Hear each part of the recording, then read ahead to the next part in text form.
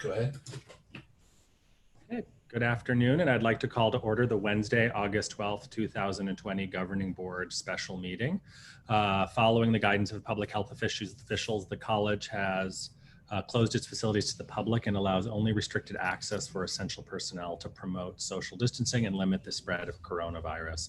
Accordingly, the Governing Board will conduct its meeting through remote technology only. So thank you for joining us.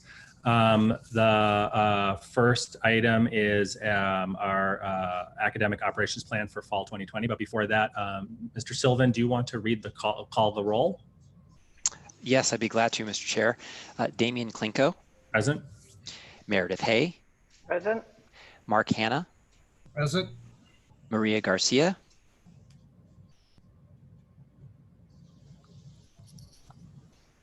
Present. Thank you. Luis Gonzalez. He's probably muted. I think you're still on mute, Mr. Gonzalez.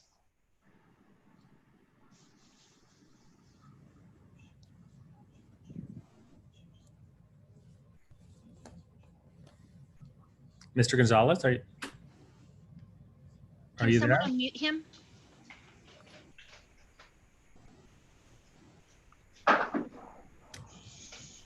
Mr. Gonzalez, are you there? I'm here. Okay, I can hear him. I think I faintly heard him. So I believe all board members are present. Okay, terrific. Now we have our discussion academic operations plan for fall 2020. Chancellor Lambert.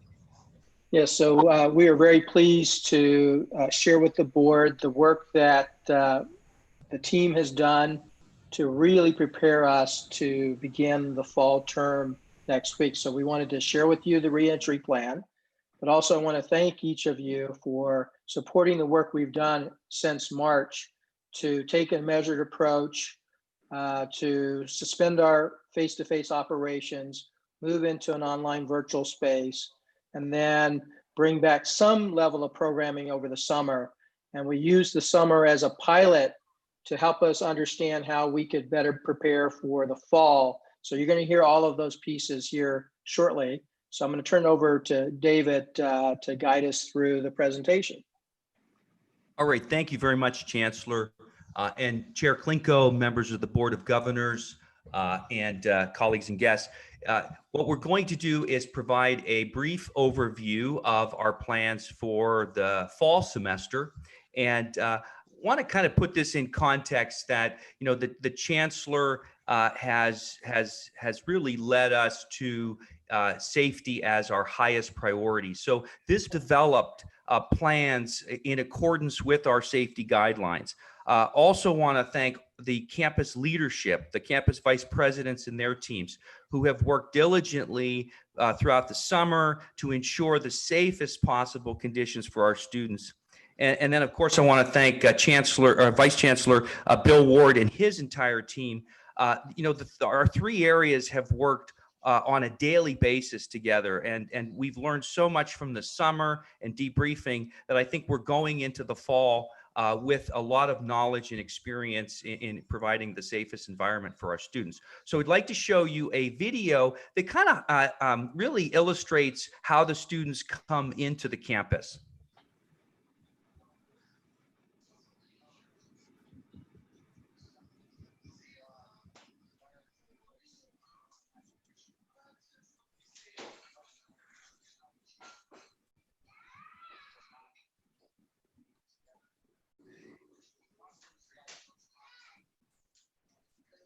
Michael, are you able to show it? Yeah, Marcus is pulling that up for us right now.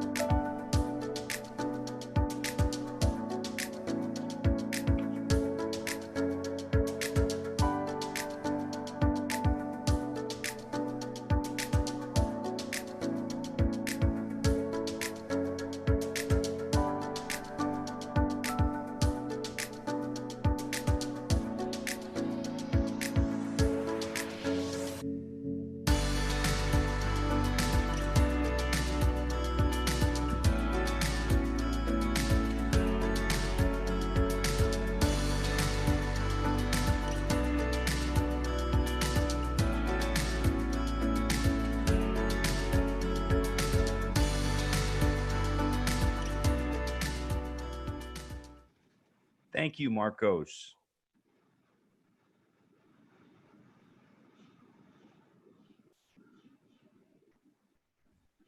So as we go into the next slide, the academic planning has been well underway since the pandemic began. And as we shared with the board prior to our summer reentry, really we were looking at the summer as a pilot to see how we would be able to manage this. And so that reentry was done very methodically and thoughtfully. And I think as I shared and as the chancellor shared, we had daily debriefs with the provost, with the chancellor, with vice chancellor of facilities and myself. We learned a great deal from the summer pilot. And I think we're going into the fall with incredible knowledge. Now, the fall schedule has been somewhat of a fluid process. And I really want to commend the deans and the faculty for their flexibility and the provost, because we have kind of gone back and forth in terms of what we would be able, that we feel we could safely bring back to campus. And so as the provost was really making decisions with feedback from Bill Ward and myself, we actually at times decided to cut that down somewhat. So really the guiding principle has been, if a program can be provided virtually, then we are providing that program virtually. What we're bringing back for the fall semester are those components that are the hands-on components that really students need to come back physically to campus to really complete those programs. And so the majority of those are in the career and technical area, with some exceptions in, for example, in the arts as well. And so next slide, Michael. So one of the things that we really want to emphasize is, and I'm very, very proud of all of the team that really worked this summer, is that, since this pandemic began, there are no confirmed cases of anyone as a result of attendance at a PCC campus contracting COVID. So we're very, very fortunate. And so what we've done is we have provided a plan that we believe really allows us to maintain that high level of safety that we have had throughout the summer term as well. And so what you're going to see is we considered a number of scenarios, and the scenarios go all the way from 100%, our typical capacity on a campus for face-to-face instruction, all the way down to 0. And what you're going to see in the next slide is you're going to see what our capacity is per hour at any given hour, because it's not so much the total number of students that we have throughout the day, but how many students are we actually serving at a given point in time. That's where we're looking at safety and risk. And so these are based on maximum occupancy for our classrooms and labs. And so, Michael, could you go to the next slide? So if you will see that 100% at the top of that, that would be our full capacity on any given hour if you were to look at all of our sites combined. Now, the yellow figure down there, this is pretty much what we offered face-to-face during the summer. And what we are proposing to bring back face-to-face for the fall is a little bit more than that, but we feel that our safest zone, if you will, is to stay in that 20% zone in terms of capacity, and you'll see that we're really getting there pretty much at every site. And next slide. And so I'd like Bill to talk a little bit about, because in addition to all of our procedures, what also really informs how many students we're going to bring back is our inventory of PPE. So Bill, can you talk a little bit about the inventory? Yes, Chair Klinko, members of the board, Chancellor Lambert, and team. And so as you guys can see, this is the listing of the PPE items that we are keeping in stock here at M&S.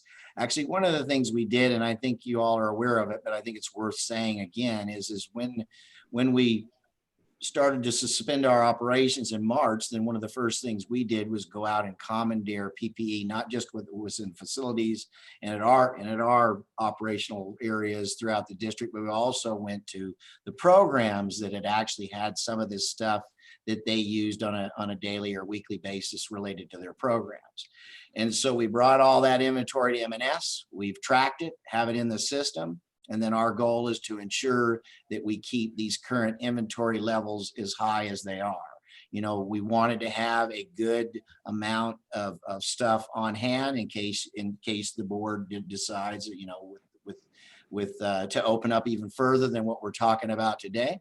And so this is something that we monitor weekly, and it is continuously looked at, and when we need to order more, we order them a good bit before they're needed. And so, as you can see, I mean, you can go through the different listings of what we have throughout the district, and then what we actually have currently in stock, and how it's being utilized by not just our programs, but also our on-site staff within facilities and police and safety and stuff like that.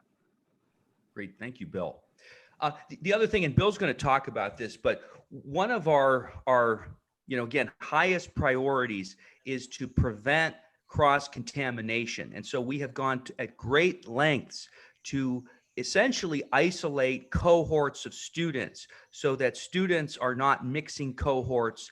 And that way, if we do have a case, we are able to isolate that case. And Bill's going to talk about contact tracing, because that's been a very important component of our entry as well. Next slide, Michael. David, can I interrupt you for a minute, David? Yes. So, Bill, I just wanted to ask about that burn rate. So, obviously we're issuing gloves and masks to a large number of people. Who gets those? Who are they being issued to? They're being, Board Member Hannah, they're actually being issued to everyone. Anyone that comes on site, to whether they're here to work or if they show up just to get something out of their office. We have the kits at our check-in points, and so we are issuing this stuff to everyone, depending on what they're doing. If they're like in dental, which is probably, I would have to say, our area with the most it's the most potential for exposure. They are in full PPE, and then including some of my staff, but we actually issue them to everyone. And Chair Hannah, yeah, depending on the program, will elevate the level of PPE. So, obviously, as Bill mentioned, some of our students are wearing full face shields as well as the face mask. Again, it depends upon the type of program. And most are wearing the mask, and we give them the gloves. We're not requiring, like when people show up to be here or whatever, we're not requiring that they wear gloves, but there are a lot of people that do want to wear them. And so we have been providing them just in the kits for when people come on site, just for a temporary time or something like that. So Bill, do they use the kits for a week, or they use it for how long, and do they get replaced? Yes, so what we'll do is we'll give them a number of, so we, this is, you guys can see, we have the mask, and so we'll add, and actually there's some really cool, like Dave said, there's some cool videos that we put out. And so we'll put out about, I think, anywhere from 3 to 5 of these in a bag, and we'll hand them out to people, and then they're going to notify us when they need them more. And then what we also do is we have a video, and I can share this stuff with you all later on if you want to see it. And actually we'll show you, like you would wear this today and then put it in a plastic bag or a paper bag, and then you would wear the other one the next day and then put that in a bag, and then that way, once they're done with them within a certain time frame, then all they need to do is let us know, and we will actually give them more. And then some students are bringing their own masks and allowed to wear those masks. Our healthcare students, we have much stricter protocols for their masks. Yeah, so our healthcare students, especially like in dental, they're wearing gloves, masks, they have their uniforms on, and they also are wearing face shields. Now the dental program is different than everything else because right now, other than facilities, they are probably the only program that is wearing the N95 mask. Everyone else is more so wearing the surgical mask. Okay, Bill, could you talk a little bit now about the contact tracing and the Yes, COVID? yes. And so as Dave said earlier, and you all know, is when we suspended operations in March, we hit this thing very hard because as we all know, our main thing that was on the table is safety first. We did not want to create any issues with not just our students, but also our employees that were on site. And so as you guys, as we've talked in the past, we set up areas where there were checkpoints, so people had to come in and check in, and that way we would know who's here when, from the facilities and IT and police and all of that. All of our people that are on site working, we actually do a log that's sent out every day so that we know who is on our sites and where they are at. And I'll lead to how we're contact tracing. And then we create logs. And so Dave and his team that are handling the reentries related to the programs that are in process now, and our teams, we actually log anyone that's not on our list that we've already covered just because they're on site anyways. We log who's here, when they came in, where they're going to be. And then the other thing for you guys to know is we've only opened a very small percentage of the college. So the majority of the college is still, our facilities are still in a sense suspended operations. And so those areas are closed. We have only opened areas related to programmatic issue, related to where we're teaching. And then that way we know who's in those areas, where they're going to go and be. Now we're not tracking everywhere they go, but basically Hey, Bill, we're at time, so okay. I'm just saying. Well, okay. I mean, it's just to say in a short version is we are doing a lot to trace related to who's on and off our sites. Excellent. And that includes contractors too. Next slide, Michael. I think, go ahead, next slide, Michael. So essentially, this is really our recommendation for the fall semester. What we've done is with the provost, we have mapped out every course and throughout the entire semester of her recommendation. And what you're seeing is what we have determined as our 20% threshold at any given site. And then this is the schedule that the provost has provided us. This is the max number of students at any given hour of any given day or week throughout the semester at that location. And the one site that we are still working with the provost to really kind of map out to get that number down to where we want it is the Aviation Technology Center. But all the other campuses are well within our recommendation from an operations standpoint. And so that is our recommendation as the provost has provided us a face-to-face schedule. And next slide. And we want to talk as our final slide really about what are our procedures for a closure of an actual program or a site. So very quickly, Bill, can you give the board just a brief, or I don't even know if you want to give them a brief overview of our closure process? I can give, yeah, real quick. So if you guys see, we've broken, this is an actual area that's being utilized now. And so we've broken it down. You can see automotive, you can see welding, machine tooling, and BCT. All these areas, in a sense, even though they're together, but we've set it up to where people, come in to that area and that area only. And so if we were to have a situation to where there was cross-contamination, like if I come in and I'm sick and then Dave's working with me and then I get him sick, then our goal would be to shut down that individual area, not the whole facility. Now, the reason why I wanted you guys to see this is because, say we do have cross-contamination, but somebody would be in automotive and then in BCT.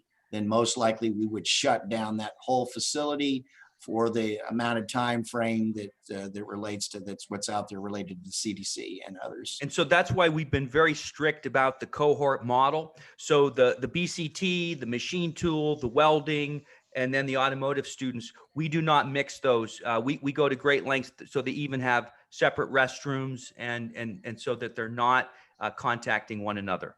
Exactly. And I think that's our last slide, Michael. And so we are here to entertain any questions that the board has now. Any questions from members of the board? So, so I guess I have a question. If, so I guess even looking a little bit past the fall into the spring, if we anticipated seeing increased numbers, do we have strong enough supply chains to be able to continue to get the PPE and ramp that up if we needed larger quantities of it as the numbers increase? Because the burn rate would sort of exponentially grow as.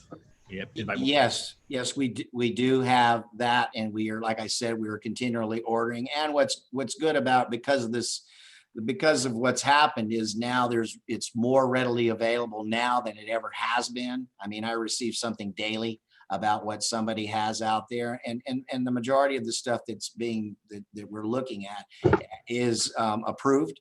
And so yes, we do. I think the bigger issue on the table would be related to when we bring people back, how that actually will be managed, and that's a large and maybe that's something that we talk in exec session, but that's related to, in my opinion, a lot more people than we're bringing back now. We have what we need to handle what we're proposing.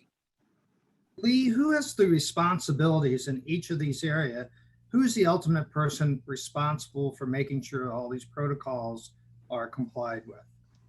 So at each of our campuses, we have a campus vice president who oversees the operational components. So they will be responsible for on-site and making sure that people are following our protocols and staying in compliance. Then they intersect with David and Bill and Dolores. And then ultimately, if a final call has to be made, it comes to me. And as a board, as you had delegated to me the ability to make these calls and in conversation with the board chair, and that's the approach we've been taking. And so when you see the recommendation for this 20% plan, that's the approach we're going to take on that too. Now, why we wanted to present to you the plan is so when we go to talk about the liability side, you can understand that in a context. And I just want to make sure you're comfortable with this in the context of that next conversation we're going to have. And Chair Hannah, just so you know, each of the campus VPs, or not Chair, I'm sorry, Board Member Hannah, each of the campus VPs do unannounced walkthroughs of every program on a regular basis, and that is all logged. And I'm also doing unannounced, and then I also do a walkthrough of every program prior to opening that program to go through the protocols. And then on the facilities and police side of things, because our people have been here, as you guys know, since we suspended operations.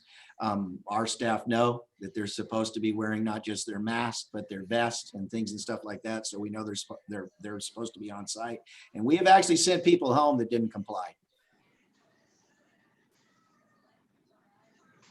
Are there any additional questions? No questions. Okay, thank you very much. We really appreciate the update. The next item is a motion to go into executive session. Do I have a motion? So moved. Is there a second? Second. A motion by Ms. Garcia, seconded by Mr. Gonzalez. All in favor of the motion signify by saying aye. Aye. Aye. Anyone opposed? Okay, hearing none, we're going to move into executive session. So we'll see you all on that call.